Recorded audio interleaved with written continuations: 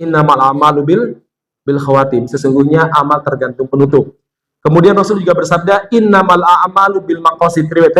Al-umuru innamal umuru bimaqasidiha.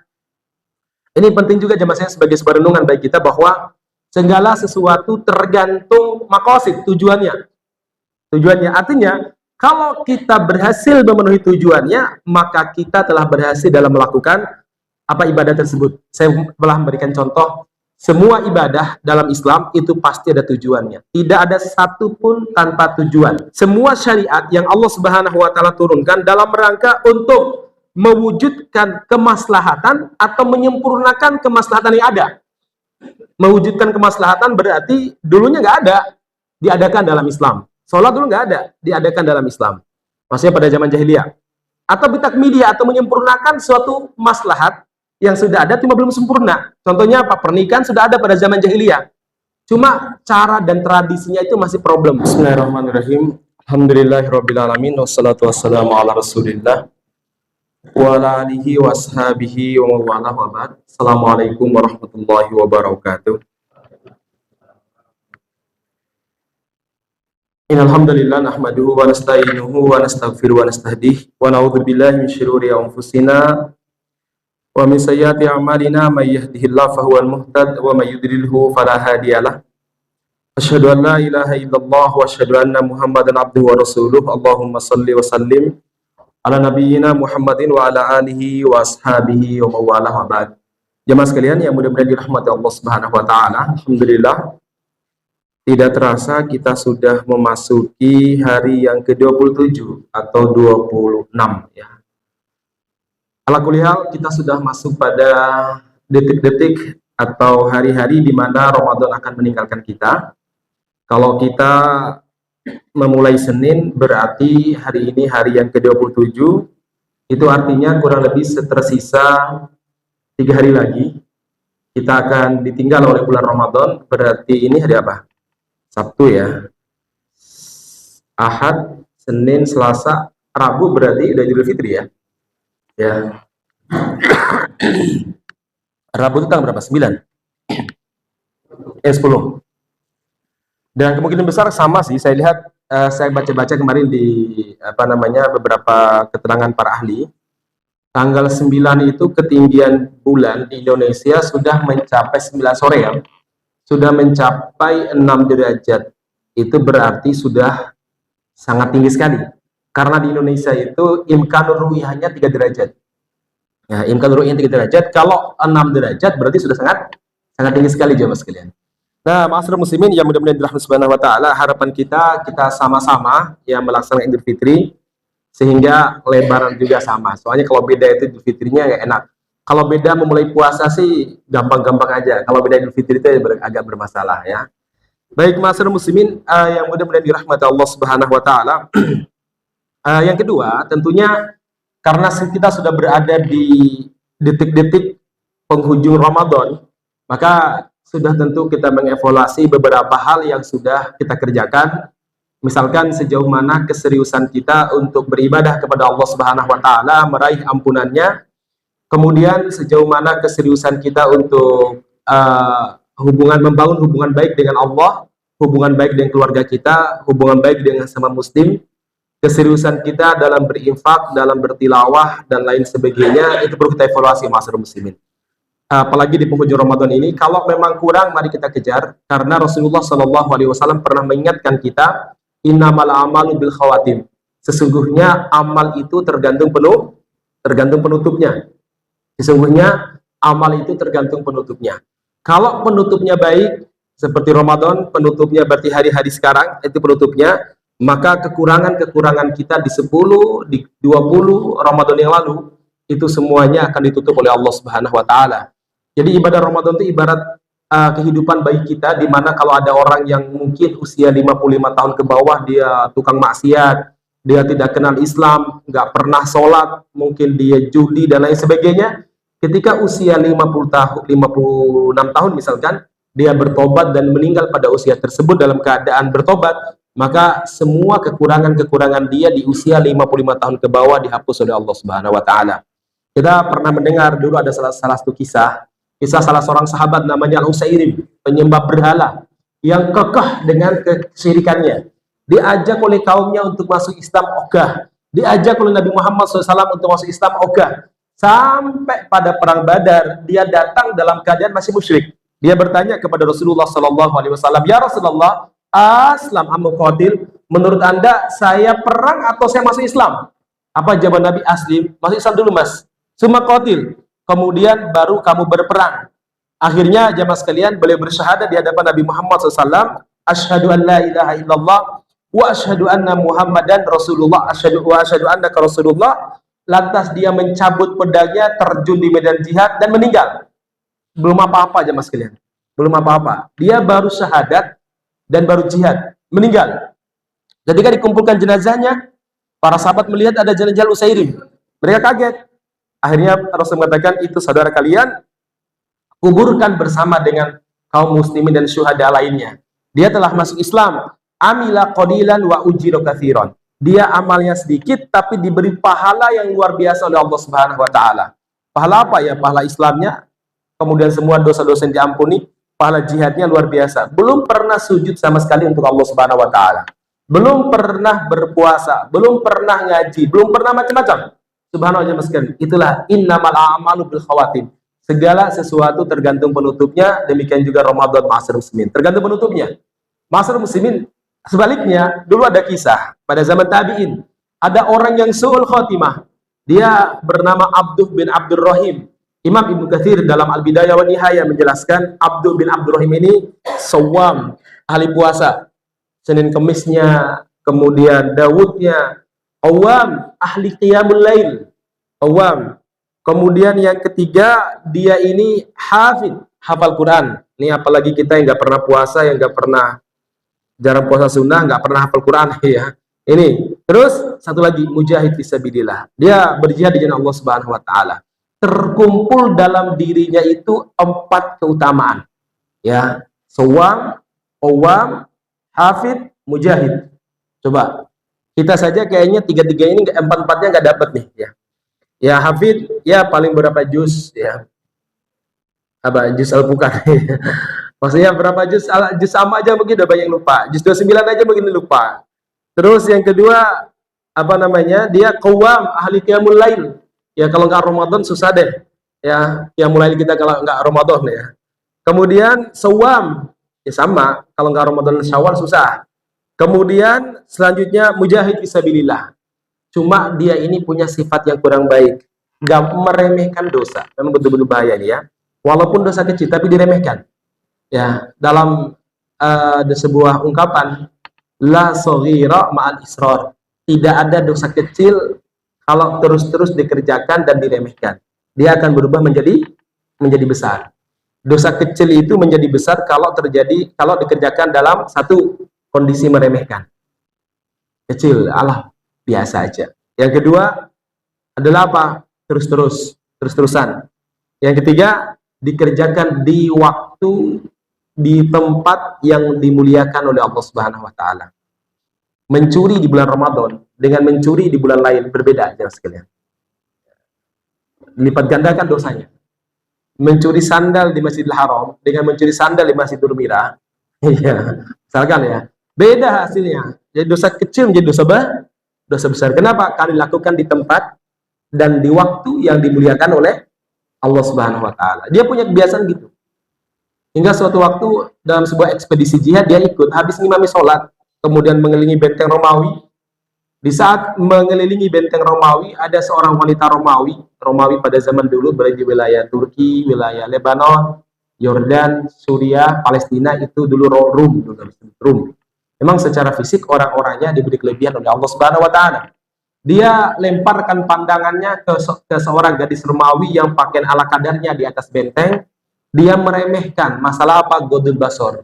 Ya dilihat aja, Allah biasa aja cuma melihat apa namanya perempuan. Toh aku juga hafid Quran, toh aku juga shawam ahli puasa, toh aku juga qawam, nanti dosa-dosa diampuni, ini cuma dosa kecil aja.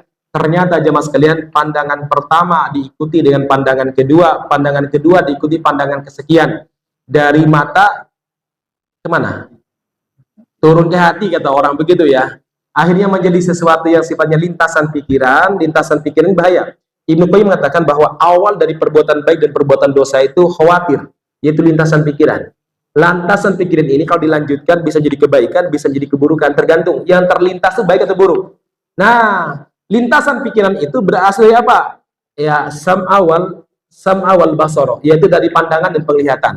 Ya, maka kalau ini kita mampu menjaganya, maka lintasan-lintasan pikiran di kepala kita juga baik. Ya, contohnya siapa? Imam Ibnu Jauzi punya sebuah kitab namanya Sayyidul Khatir. Itu cuma lintasan pikiran jadi kitab besar ya Mas Gideon. Karena apa? Lintasan pikiran ulama, ya. Kemudian Ibnu Qayyim juga demikian, lintasan pikiran ulama. Kalau lintasan pikiran kita kan bermasalah ya, ingin ini, ingin itu ya. Ini lintasan pikiran ulama. Kenapa? Yang mereka dengar dan mereka lihat adalah hal-hal yang baik. Nah, ini yang dilihat hal yang buruk. Akhirnya apa? Jatuh ke hati, terpenjaralah hati dia, lantas dia mengirim surat kepada perempuan tersebut menanyakan kaifa ajiduki, bagaimana aku bisa mendapatkan dirimu wahai saudariku ya, ayangku misalkan ya.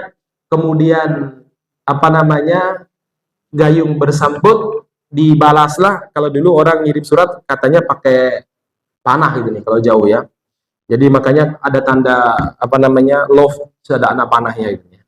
Nah, dibalas ya, tanassor summas'ud ilayya, kalau kamu ingin mendapatkan aku, masuk Kristenlah, kemudian naiklah, nanti aku akan menurunkan tangga di tempat ini, tempat itu.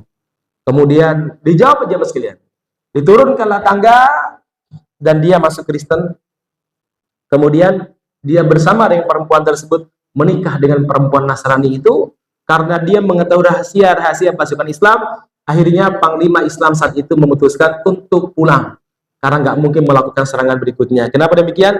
Karena rahasia dia dipegang oleh siapa? Ya, Abduh bin Abdurrahim ini. Akhirnya pulang ya Mas kalian. Beberapa tahun kemudian terjadi penaklukan lagi, dan teman-temannya dulu yang bermakmum di belakang dia melihat Abduh bin Abdurrahim bersama dengan wanita cantik tersebut. Kemudian ma'asyiral muslimin, mereka bertanya, ya Abdah, wahai Abdah, aina sholatuk, aina qiyamuk, aina siyamuk, wa aina al-Quran. Wahai Abdah, mana puasamu, mana sholatmu, dan mana apa namanya, mana qiyamul lailmu, mana?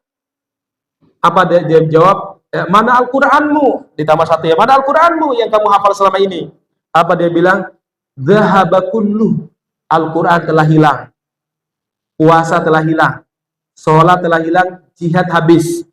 Apa Al-Quran? Adapun Al-Quran tidak tersisa dalam pikiranku kecuali firman Allah. Jadi Al-Fatihah udah hilang, Al-Falaq udah hilang, apalagi yang jadi andalan biasanya Al-Kausar, kemudian Al-Asr, apa lagi Mas? An-Nas, satu lagi ya Pak? Ini kan andalan kalau pas pepet ya. Baik ya Mas kalian, hilang semuanya. Hilang, illa kecuali 2 ayat, yaitu surah Al-Hijr, di mana Allah mengatakan rubbama yawaddul ladzina kafaru law kanu muslimin. Nanti di hari kiamat orang-orang kafir itu berangan-angan, andaikan dulu di dunia kami muslim. Ya, dzarhum ya'kulu wa yatamatta'u wa yulhihimul amal fasawfa ya'lamun. Biarkan mereka makan minum sakarpe opo wae, silakan. Tetapi kelak di hari kiamat mereka akan tahu akibat dari perbuatan mereka tersebut. Ayat itu adalah ayat yang apa namanya ini, yang justru menjelek-jelekan dirinya. Justru ayat tersebut adalah justru menunjuk dia sebagai orang yang bermasalah ya. Subhanallah jemaah sekalian ya. Hilang semua Al-Qur'annya, Al-Fatihahnya hilang, An-Nasnya hilang, kemudian Al-Asrnya hilang, kemudian Al-Kausarnya hilang. Semuanya hilang, yang tersisa tinggal 2 ayat yang sebenarnya ayat tersebut mengejek dirinya sendiri.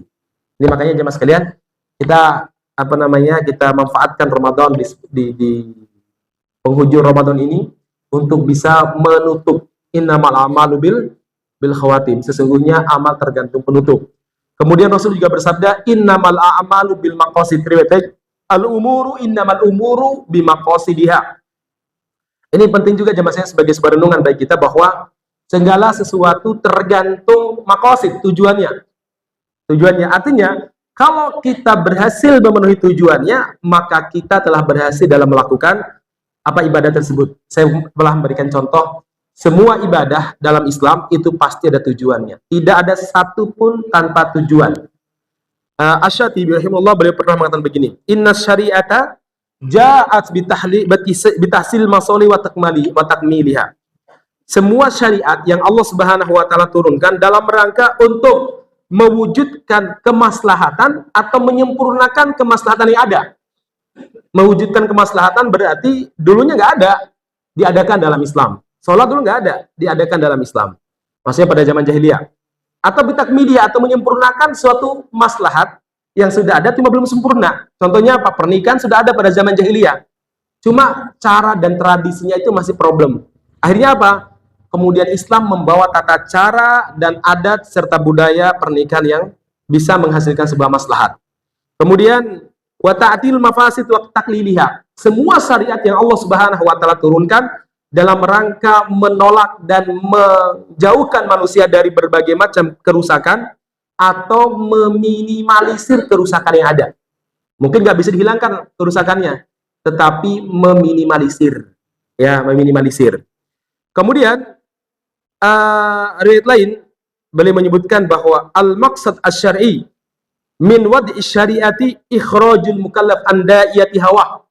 Tujuan syar'i, tujuan dari Allah Subhanahu wa taala ketika menurunkan syariat, salah satunya adalah apa? Ini yang paling penting kata beliau, ikhrajul mukallaf an da'iyati hawa, terutama Ramadan, puasa, yaitu membebaskan seorang mukallaf dari dipenjara dan dikendalikan oleh hawa nafsunya, dari diperbudak oleh hawa nafsunya, hatta yakuna abdan lillahi ikhtiaron, sampai dia betul-betul menjadi hamba Allah secara sukarela, kama yakunu abdan lillahi ittiraran.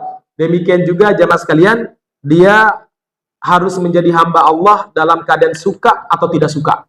Ya, ini tujuan diturunkan syariat. Ya, baik, masyarakat muslimin yang mudah-mudahan dirahmati Subhanahu wa taala, tersisa dengan apa yang sampaikan pada pertemuan kemarin, yaitu terkait masalah maqasid Ramadan. Tujuan daripada ibadah Ramadan terkhususnya maqasidus siyam. Tujuan daripada ibadah puasa, jelas kemarin saya jelaskan, la'allakum tashkurun. Yang kedua, la'allakum tattaqun. Ketakwaan disampaikan oleh Ali bin Abi Thalib. Beliau mengatakan asasnya ada 4, 1, 2 sudah saya jelaskan. Yang pertama adalah al-khauf minal jalil, sudah saya jelaskan, harus punya rasa takut kepada Allah Subhanahu wa taala. Karena ketakutan itu sumber kekuatan, maka kita tuh penting memelihara ketakutan supaya kita punya kekuatan. Ya, takut akan masa depan anak-anak. Akhirnya apa? Kita bekerja dengan sangat serius. Takut kalau seandainya kita ini masuk neraka atau dicabut nikmat oleh Allah Subhanahu wa taala, nikmat pandangan, nikmat pendengaran, akhirnya kita taat kepada Allah Subhanahu wa taala.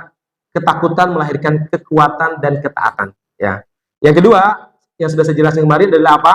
Yaitu al-amal bitanzil, berupaya mengamalkan apa yang Allah turunkan. Ya, kenapa? Karena Allah menurunkan bukan sekedar dipajang di kaligrafi. Boleh kaligrafi, tapi Al-Qur'an diturunkan hudan linnas, ya, sebagai petunjuk. Petunjuk itu dipelajari. Setelah dipelajari Anda mengamalkannya. Nah, ini sudah saya jelaskan kemarin bahwa makna daripada al-amal bitanzil ada 2. 1, melaksanakan syariat tanpa protes. Yang kedua adalah memastikan setiap kegiatan kita yang sifatnya ibadah sesuai dengan petunjuk Nabi Muhammad SAW. Ibadah ada 2, ibadah mahdoh. Ibadah mahdoh ini memang diturunkan murni untuk syariat, untuk ibadah.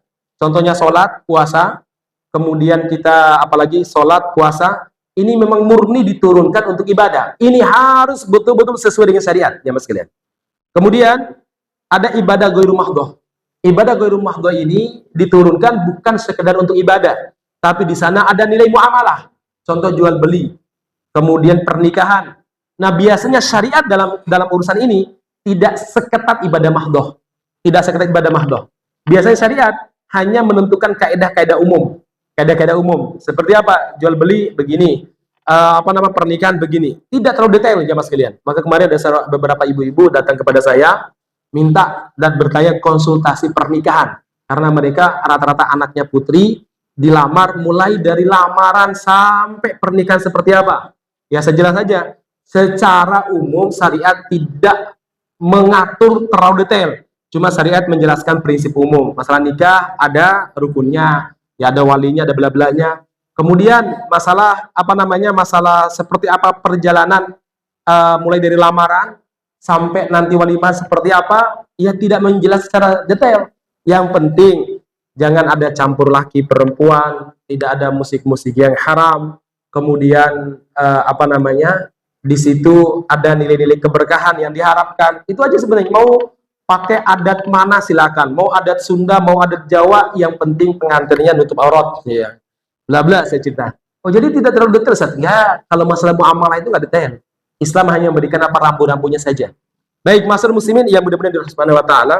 Nah, sekarang yang ketiga, kata Ali bin Abi Thalib, al-qanaa'atu bil qalil, yaitu qanaah dengan apa yang Allah Subhanahu wa taala berikan walaupun sedikit. Masyarakat muslimin, suatu waktu Rasulullah SAW itu pernah bilang sama para sahabat, adakah di antara kalian yang saya berikan, yang mau saya berikan wasiat, wasiat ini harus dia hafalkan, diamalkan, dan diajarkan kepada orang lain. Akhirnya Abu Hurairah langsung angkat tangan, ana ya Rasulullah. Memang Abu Hurairah ini paling cepat angkat tangan kalau urusan ilmu, ya. Ana ya Rasulullah, saya Rasulullah. Baik, ta'ala ya Abu Hurairah, sini Abu Hurairah. Kemudian jamaah sekalian, Abu Hurairah maju ke hadapan Nabi. Nabi kemudian salaman. Jadi ilmunya seperti orang yang mau ijab kabul. Ijab kabul, ya. Salaman. Kemudian Rasul mengatakan poin pertama yang disampaikan oleh Nabi adalah apa? Irda bima qasamallahu lak takun agnan nas.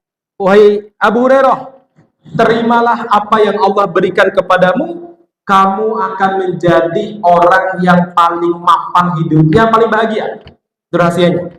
Terima saja. Jangan terlalu banyak memikirkan hal-hal yang tidak diberikan oleh Allah Subhanahu wa taala kepada buas. Terima saja, qanaah dengan apa yang Allah berikan kepada kamu, kamu pasti akan hidupnya takunu agnan nas, manusia yang paling mapan. Riwayatnya gitu. Agna itu mapan. Terus boleh menyebutkan 4 sisanya, tapi poin pertama yang disampaikan oleh Nabi adalah apa? Hendaklah kamu menerima apa yang Allah berikan kepada kamu, maka kamu akan menjadi orang yang paling mapan hidupnya. Jadi salamannya seperti orang yang ijab kabul, ya. Ijab kabul. Betul sakral betul ini, ya. Dan itu diantara cara Nabi untuk apa namanya menyampaikan ilmu. Ada cara beliau supaya orang mendapatkan perhatian khusus, ya. Baik, masyarakat muslimin yang mudah-mudahan dirahmati Allah Subhanahu wa taala, ya saya pun ridho kalau seandainya memang subuh malam 27 gini banyak yang teklak-teklu itu memang begitu, ya. Karena tadi malam ya memang qiyamul lailnya lama banget, ya. Ya di masjid aja lama sekali, ya. Baik, maka tadi saya sebelum kesini mandi dulu biar seger, ya. Nah, masyarakat muslimin yang ketiga itu, yang terakhir, Ali mengatakan al-isti'dadu liyaumir rahil. Jadi ketakwaan itu, kata beliau, akan bisa kita wujudkan kalau terbangun atas 4 hal ini. 1, 2, 3. Yang keempat adalah al-isti'dadu liyaumir rahil. Ini bagi saya dan bapak-bapak sekalian sebuah evaluasi. Apa itu? Senantiasa mempersiapkan kehidupan setelah kematian, ya. Jadi itu yang paling luar biasa. Terutama bapak-bapak saya yang sudah banyak meninggalkan dunia hitam karena segalanya udah putih, ya. Mulai dari jenggot, rambut, ya, semua udah putih, bahkan alis pun sudah putih, ya Mas Kedian. Itu kan dunia hitam sudah banyak ditinggalkan. Makanya mempersiapkan kehidupan setelah kematian itu penting sekali. Sampai salah seorang sahabat pernah bertanya kepada Rasulullah, ya Rasulullah, wahai Rasulullah, ayyul mu'mini aqyas, mukmin mana yang paling cerdas? Jawaban Nabi dengan sebuah standar kecerdasan yang bisa dipakai dimanapun, mau di tempat yang ada pendidikannya atau di tempat yang tidak ada pendidikannya. Boleh tidak menyebutkan kalau dia profesornya umur 35 tahun ke bawah misalnya. Enggak, itu kan bagi mereka yang ada di pendidikannya. Bagaimana dengan orang-orang Afrika, orang-orang Papua yang jauh di pendidikan? Maka standar yang diberikan oleh Nabi bisa dipakai dimanapun. Standar kecerdasan apa? Kata beliau, aktsaruhum lil mauti dzikra.